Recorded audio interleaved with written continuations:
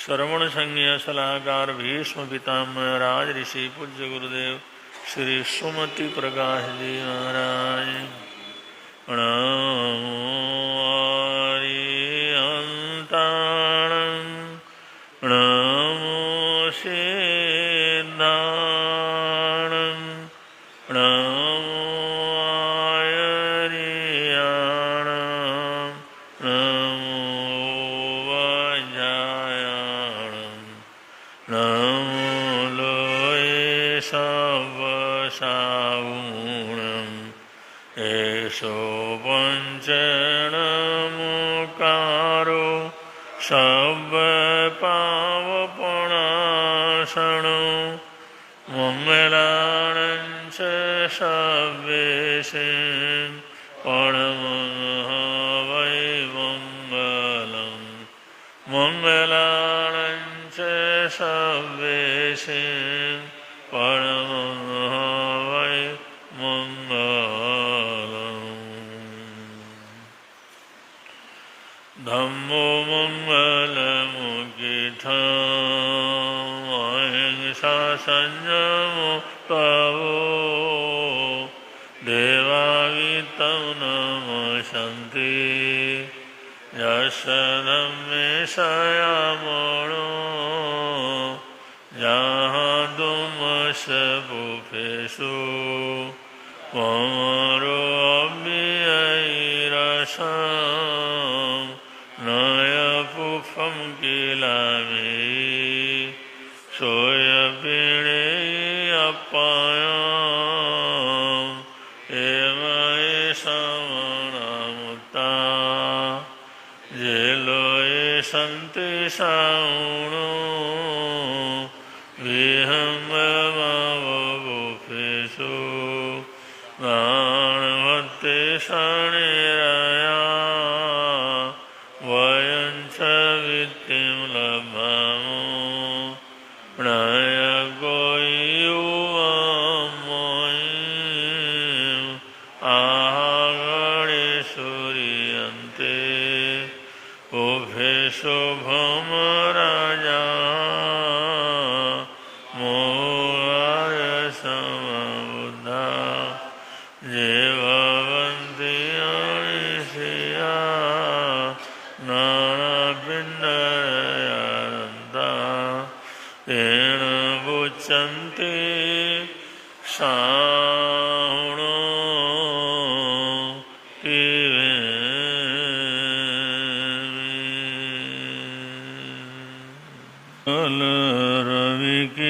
रविकिरणों से जिनका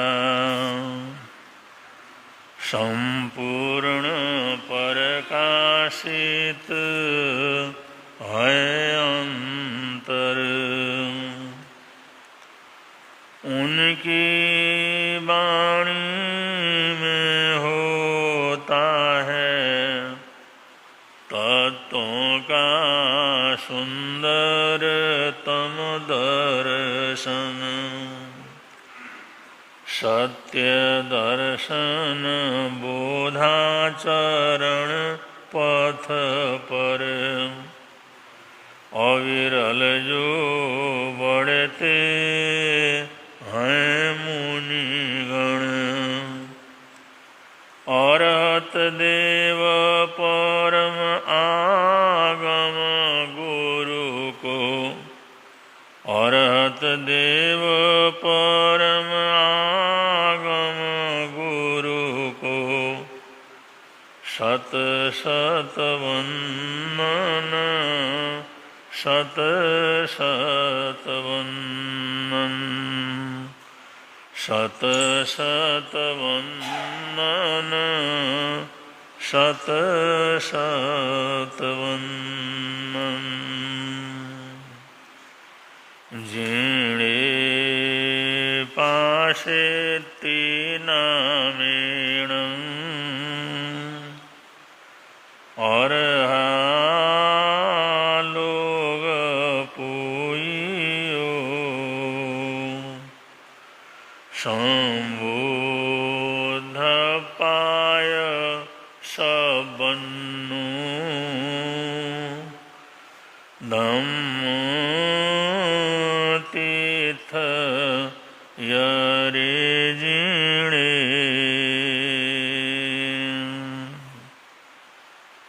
दुल्हाऊ मुहादाई मुहाजीवी भी दुल्हा मुहादाई मुहाजीवी दोवी गच्छन्ति सुगयं दुःखरायं करिताणं दोषायं सहितुय केथ देवलोयेषु केयि सिद्ध्यन्ति निर्या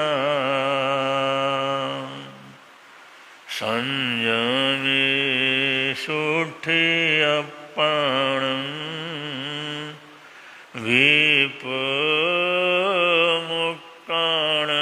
विपमुक्काणतायिणं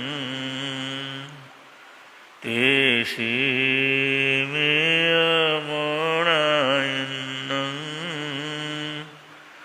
निगन्धाणं महेशिणो।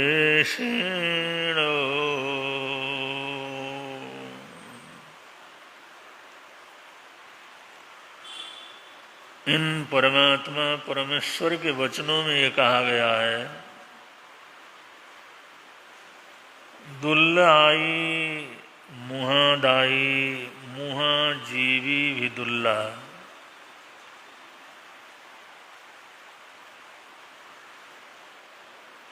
इस दुनिया में बहुत दुर्लभ होते हैं मुहादाई, बहुत उदार लोग, खूब दान करने वाले लोग, दुनिया के लिए तरह तरह की दौलत को लुटाने वाले लोग,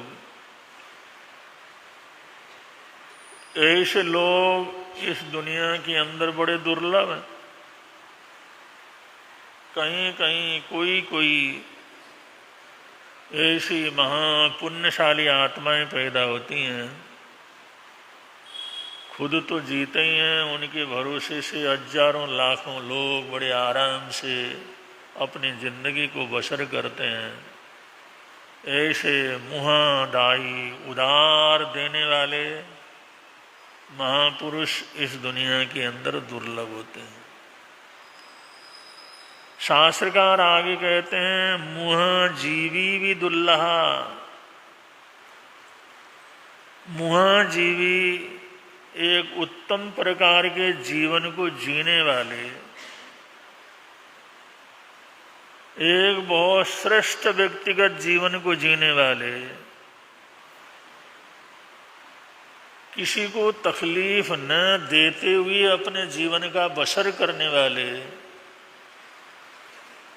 ऐसे मुहाजीवी भी दुल्लहा, ऐसे मुहाजीवी आत्माओं का भी दुनिया के अंदर होना बहुत दुर्लभ है। ये दोनों ही तरह के लोग इस दुनिया के अंदर बहुत दुर्लभ क्या करते हैं, होते हैं। तो प्रभु परमात्मा ने जो ये बात कही है, ये हमारे जीवन के लिए बड़ा एक मार्गदर्शन है। अगर हम अपरंपार संपन्नता के अंदर संपन्नता को बांटते हुए नहीं जी सकते हैं, सादा सुंदर व्यवस्थित और अनेक प्रकार के आरंभ आदि कषायों से रहित जीवन को भी हम जी सकते हैं।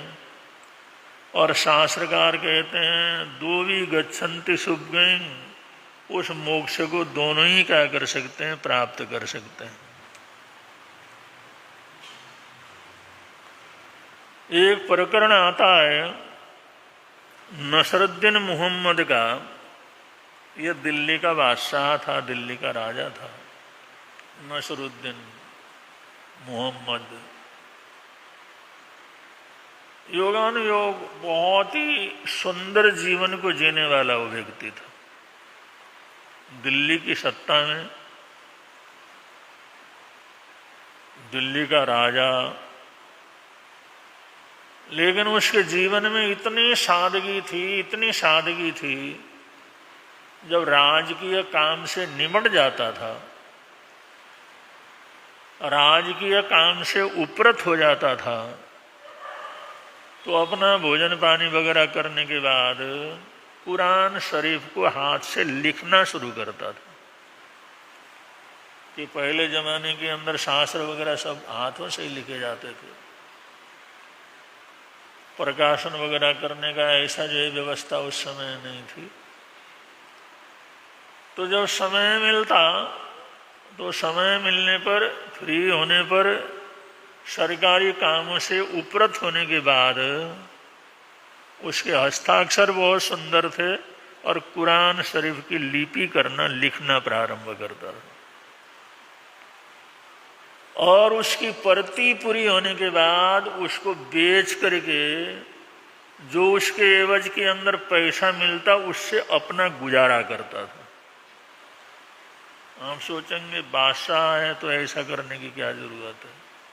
उसके जीवन की सादगी थी कि भाई जो टैक्स आता है, जनता टैक्स भरती है, उससे खजाने भरे हुए हैं, वो तो जनता के लिए हैं, वो तो उन गरीबों के लिए हैं।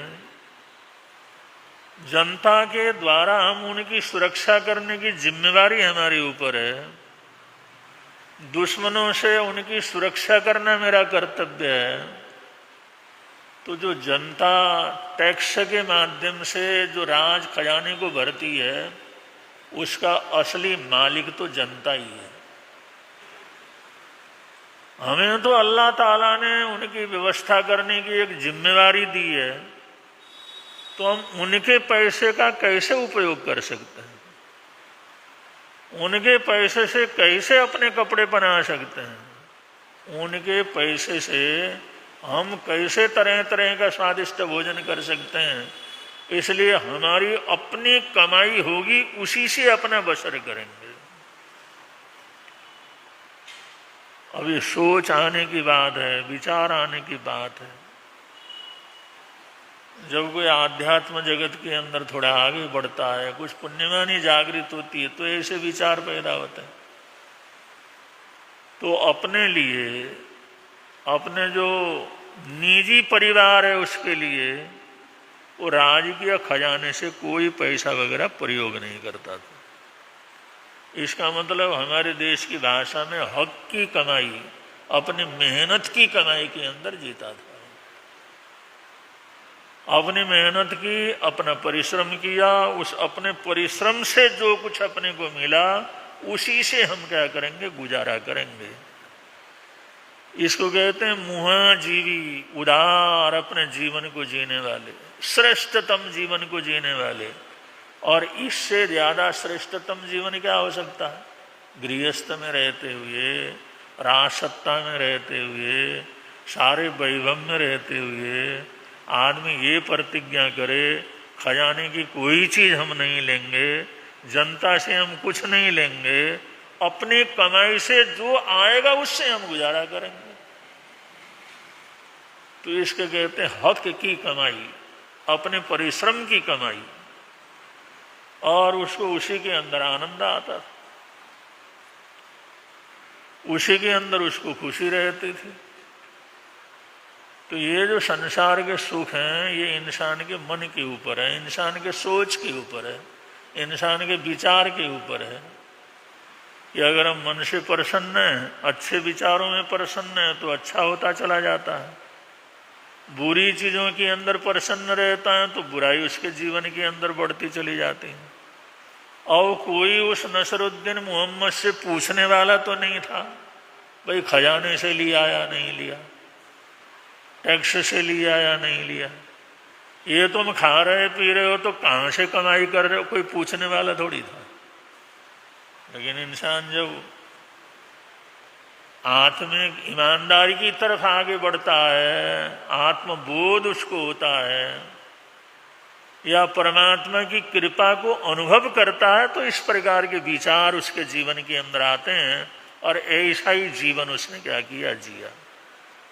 बहुत से छोटे छोटे और भी काम थे, वो भी कर लेता था, लेकिन ये कुरान शरीफ को लिखने का उसको बहुत अच्छा लगता था और उसका कुरान शरीफ हाथों हाथ बिक जाता था और उससे उसका गुजारा आराम से चल रहा था। जो उसने सेवक रखा हुआ था उसको भी कहा था, मैं खजाने से तेरे को कोई पैसा नहीं दूंगा, तो मेरा प्राइवेट सेवक है, अगर ऐसे ही सेवा में रहता है तो ठीक है। अगले ने सोचा चलो भाई, राजा की सेवा करने का मौका मिला, इसमें क्या सोचना विचार करना, क्या इसमें तनख्वाह की बात करनी है। वो भी प्राइवेट रूप में उसकी सेवा के अंदर सेवक रहता था। काफ़ी समय व्यतीत हुआ तो उसके घर से सूचना आई, वो बांगड़ का रहने वाला था। बांगड़ का मतलब हरियाणा का एक इलाका है जहाँ पर पानी वगैरह कुछ नहीं था, रूखा सूखा रेती रेत, तो बांगड़ का इलाका कहलाता है, जहाँ पर कोई किसी प्रकार की सुविधा नहीं। अब तो सुविधाएं हो गई, उस जमाने के अंदर तो बड़ा राजस्थान का जो रेगिस्तान का इलाका था, ऐसे ही सूखा रुखा इलाका था। वहाँ का आदमी जो उसकी सेवा में रहता था, उसने कहा सरकार घर में तकलीफ है, घर वालों की सूचना आई है, मैं कुछ न कुछ जो है लेकर के जाऊं जिससे घर के अंदर की समस्याएं पूरी हों। और मैंने कभी आपसे अर्ज तो नहीं किया, लेकिन कुछ अगर मेरे को मिल जाए, मेरी तनख्वाह, मेरा जो कुछ भी मेहनत आना है, तो मैं लेकर के जाऊं। तो जैसी समस्याएं घर वालों ने बताया है, जैसी बात उन्होंने की है, तो उसके अंदर कुछ सहयोग मैं क्या कर सकूं, कर सकूं। तो उस बादशाह, उस राजा नसरुद्दीन मोहम्मद ने काफ़ी सोचा और उसको 2.5 रुपया उसके हाथ में क्या किए, रखे। कितने रखे? 2.5 रुपये। उन्होंने कहा ले, अगर तूने घर जाना हो तो मेरे पास तो देने के लिए यही है। तो उसमें 2.5 रुपये उसके हाथ में, और वो सेवक सोचने लगा सारी जिंदगी लगाई। अब ये बादशाह सलामत, हमने सोचा भाई यहाँ तो बहुत कुछ होगा, लेकिन अब 2.5 रुपया, अब इतनी समस्याएं, इतनी तकलीफ हैं, कोई बीमार है, परेशानी है, और वहाँ घर वालों ने मिन्नतें की है एक बार तू आ जा, तो आएगा तो कुछ न कुछ साधन मिलेंगे, अपना गुजारा हो जाएगा, कुछ न कुछ शांति मिलेगी। 2.5 रुपया दिया। और वो कभी 2.5 रुपया देखे और कभी राजा की तरफ देखे, कभी 2.5 रुपया देखे, कभी राजा की तरफ देखे। अब राजा के सामने बोलना भी खतरे से खाली नहीं था। बादशाह कहने लगा देख भाई, तू जानता है मैं अपने हक का लेता हूँ, मैं अपने लिए कोई खजाने का कोई चीज लेता नहीं। मेरी जो हक की कमाई है, जो मेरी मेहनत की कमाई है, मेरी अपने हाथ की कमाई है, मेरी व्यक्तिगत जो मेरी कमाई है, उसमें से इतना ही तेरे के लिए क्या करता है, बनता है। इससे आगे मैं क्या कर सकता, नहीं दे सकता। और वो 2.5 रुपया लेकर के दिल्ली से रवाना हुआ अपने बांग्लादेश के लिए। सोचने लगा क्या करेंगे, क्या जवाब देंगे। गांव वाले इकट्ठे हो जाएंगे, राज दरबार में काम करने वाला आदमी आ रहा है, राज दरबार में रहने वाला आदमी इतने समय से आ रहा, पता नहीं क्या क्या मांगेंगे, देखने आएंगे, पूछने आएंगे, उनको क्या देंगे, घर वालों की मांग है उनका क्या पूरा करेंगे। वो बेचारा बड़ा परेशान, लेकिन अब शर्मिंदगी ऐसे जिस समय जा रहा था, तो दिल्ली के बाहर जिस समय रोहतक आदि इस इलाके से निकल करके बांगर की तरफ जिस समय बढ़ रहा था वो, तो उसने देखा बीच में बड़ी हरियाली है और वहाँ पर बड़े बड़े बगीचे हैं और उसने देखा उन बगीचों के अंदर तरह तरह के फल लगे हुए हैं, और सभी फलों को देखा, बड़ा प्रसन्न हुआ, भाई फल फ्रूट बहुत हैं, सब्जी मंडी बहुत है। और उसने देखा अनार के जो फल लगे हुए थे, बड़ा प्रभावित हुआ, बड़े फर्स्ट क्लास अनार के जो है ये। सोचे 2.5 रुपया है मेरे पास, और अपने उस इलाके के ना अनार वनार तो कुछ होता नहीं, वहाँ पर फल फ्रूट तो कुछ होते नहीं, वो तो वैसा ही इलाका है, वहाँ तो ये हरियाली नहीं, ये फल फ्रूट नहीं, कुछ नहीं, चलो ये अनार क्या कर लेता हूँ हल्के यहाँ पर, क्योंकि वहाँ पर तो बगीचा था, भरे पड़े थे। मैंने कहा ज़्यादा से ज़्यादा इनको भर करके क्या करता हूँ। उसने वो बगीचे वाले कहा भाई ये अनार मेरे को चाहिए, और मेरे पास ज़्यादा पैसे वगैरह तो ज़्यादा नहीं है, और ये 2 रुपया, उसने 2.5 रुपया से 2 रुपया उनको दिया, भाई 2 रुपया के अंदर दे दे। उन्होंने कहा जितना चाहिए ले ले भाई, बहुत नीचे पड़े हुए हैं, बहुत ऊपर पड़े हुए हैं, अब ये क्या खराबी होने वाले हैं, और कहाँ इनको लेकर के दूर दरार के अंदर तो जाने का कोई साधन भी नहीं है, उस समय साधन भी नहीं थे, वैसे मिट्टी में मिलने वाले हैं, पकने के बाद उपयोग करेंगे तो ठीक है। आज तो जो है एक जगह की चीज़ दूसरी जगह जाती है इसलिए कीमत है, वरना ये जाने आने का साधन न हो तो कीमत क्या है उन चीज़ों की, कोई कीमत नहीं। इसलिए पहले तो सारी चीज़ें फ्री के अंदर ही मिल जाते थे, कोई दूध थोड़ी बेचता था, फल फ्रूट थोड़ी बेचता था, साग सब्जियां थोड़ी बेचता था। उन्होंने कहा जिसको चाहिए उठाओ ले जाओ। बगीचे वाले ने कहा जितना उठाना उठा ले ले। उसने जितने उठा सकते थे, जितने भर सकते थे, जो साधन थे, उसने वो जो सारे फल जो उठा लिए, और वहाँ से लेकर के रवाना जिस समय हुआ तो बांगर में जिस समय पहुँचा वो, तो पहुँचा तो एक बुनियादी हुई कि जो कोई भी अगर राज दरबार में, क्योंकि छोटे छोटे रजवाड़े थे उस समय, जो बांगर का रजवाड़ा था, उस रजवाड़े के अंदर जो रानी थी वो बीमार हो गई थी। बीमार हो गई तो वैद्य को बुलाया। वैद्य ने कहा भाई इसको ये जो दवाई है, अगर ये अनार के रस में अगर इसको दिया जाए तो ये ठीक हो जाएगी। उन्होंने कहा ये अनार कहाँ से लाएंगे भाई? तो उसने किताब में बताया देखो अनार का फल है तो इसके रस के साथ लेने से ऐसा होता है। और राज दरबार में बड़ी परेशानी हुई, अनार कहाँ ढूंढने के लिए जाए, अब कहाँ से अनार लेकर के आए। उसने मुनियादी करवा दी, किसी के पास भी अगर कोई अनार हो या उसकी सूचना दे तो उनको 500 रुपया तो उसको पुरस्कार में देंगे, और जो लाएगा तो उसको भी उसका उचित मूल्य क्या किया जाएगा, दिया जाएगा। ये जिस समय मुनियादी हुई उसके कानों में पड़ गई बात। अरे भाई मैं तो लेकर के आया हूँ इतने फल, राज दरबार की तरफ से मुनियादी हुई है, चलो एक लेकर के जाते हैं, देखते हैं। जिस समय वो वहाँ से दरबार में जिस समय पहुँचा तो उन्होंने कहा भाई मुनियादी सुन करके आया हूँ। उन्होंने कहा लेकर के आए क्या? जिस समय वहाँ पर जिस समय जा करके उसने एक जो अनार का फल दे दिया वहाँ पर, और आप लोगों ने पूछा जिसके पास हो कोई उपलब्ध करवा सकता तो आकर के सूचना दे। पहले तो 500 रुपया तो उसको पुरस्कार में दिया, और एक अनार का 2000 रुपया उसको नगद उसको क्या किया, 2000 रुपये। तो उन्होंने कहा भाई दवाई देना है, काफ़ी समय तक दवाई चलनी है, अगर तुम किसी तरह से 1-2 अनार उपलब्ध करवाते रहोगे तो एक एक फल का 2000 रुपये हम क्या करेंगे, भरेंगे।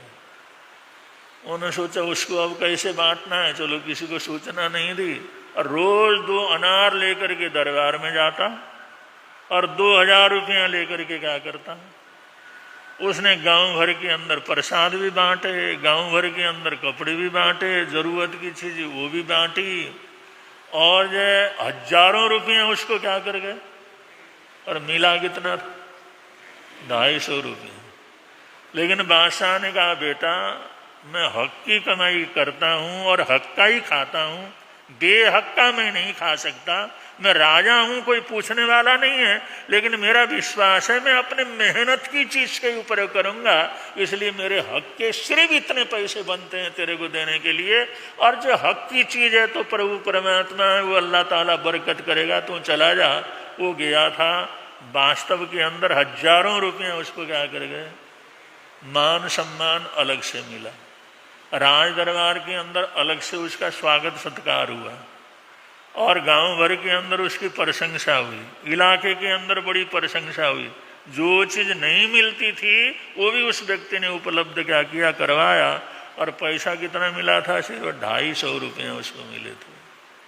तो कहते हैं हक की कमाई, इसी को कहते हैं दुल्लाऊ मुहाजीवी।